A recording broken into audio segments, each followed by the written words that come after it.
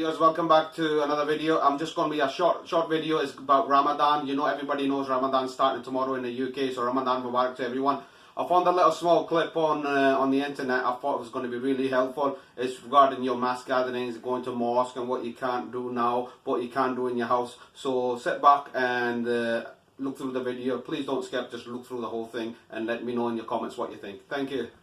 So in all likelihood, it does appear that this will continue to Ramadan. Just being realistic, I hope to be proven wrong, and I pray that inshallah tomorrow everything is lifted up, but we also tie our camel.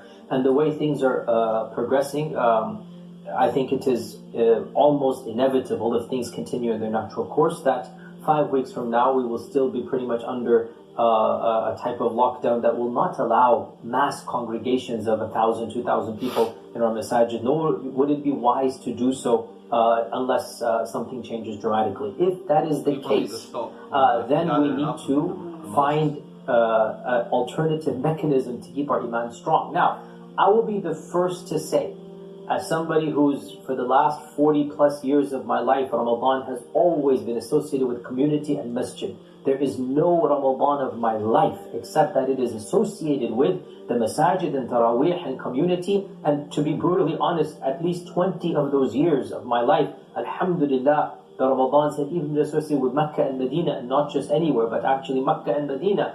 For so many years of my life, they're associated with that. So the concept of having a Ramadan without the masjid and without community and without the jama'ah of people, it is alien to my cultural upbringing. That having been said, we have to be brave enough to acknowledge the Sahaba did not have Ramadan the ways we have Ramadan. There was no Taraweeh prayer at the time of the Prophet ﷺ. There were no community iftars that we are accustomed to. They would eat at home individually. They didn't have enough surplus food to have massive feasts. So in some ways, perhaps we will have to rediscover the spirit of Ramadan as it really used to be. And now me and you, we are so weak that we needed the community to help us. You know, well, let's be honest here. To pray behind a qari of the Quran, to pray behind, in the haram, Sheikh Ali Hudayfi, or Sheikh, when I was growing up, Sheikh Jabir, we used to pray Ali Jabir, in Medina, Sheikh Dubayti, when I was there. Subhanallah, it's a different world, right?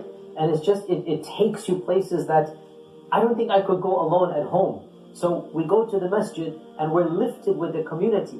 But the Sahaba themselves, they never prayed Taraweeh. By and large, other than 2 nights as we know, they never prayed Taraweeh at the time of the Prophet's community. They would pray Isha, and then they would come home, and then they would pray Qiyamul Layl on their own. So we will have to rediscover the original spirit of Ramadan, and that is simplicity. Guys, let's be honest here. We all want those fancy iftars laid out. Well then, let this be the Ramadan that we have a simple iftar. Let this be the Ramadan we actually not gain weight, because we gain weight in most Ramadans. Let this be the Ramadan we will be healthy, all of us. Sit down with the family and say, okay, let's cut back all those samosas. I know you're going to kill me after this, but hey, let's try our best to have a healthy Ramadan. Then tell your families, let's come together. Families only, right? Not nobody from outside the house. Families only. Every night, let's do something. Let's do a Quran circle. Let's do Isha together.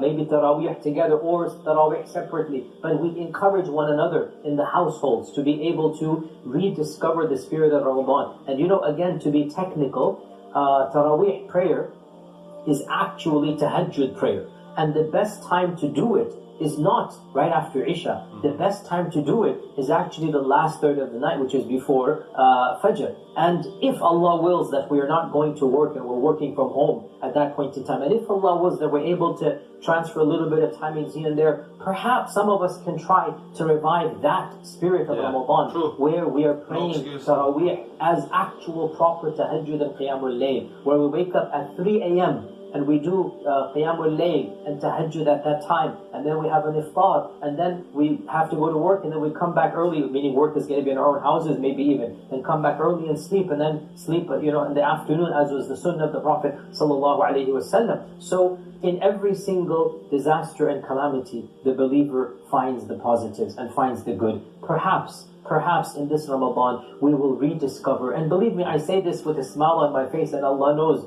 I cannot even imagine, because I've never lived it in my life. I've never lived a Ramadan without community and jama'ah and masjid. I've never lived it. This might be the first Ramadan. If it is, then I put my trust in Allah subhanahu wa ta'ala that Allah Azza wa Jalla will bring us through that Ramadan. He's going to guide us through that Ramadan. He's going to make that Ramadan, maybe even inshallah the best Ramadan we've ever had. And then inshallah we hope next year when we get the community back and when we get the Ramadan and the Jama'ah back, we will then truly appreciate it. You know, subhanAllah, we take things for granted. How we would complain and grumble and moan about, you know, the parkings and about the, you know, the uncle next to you that's belching away after eating that heavy iftar and whatnot. And now we're wanting, how we wish we can have that, you know, back. And now Allah musta'an. So perhaps we might even appreciate the blessings that we took for granted after this Ramadan. And Allah Azza wa Jalla knows best.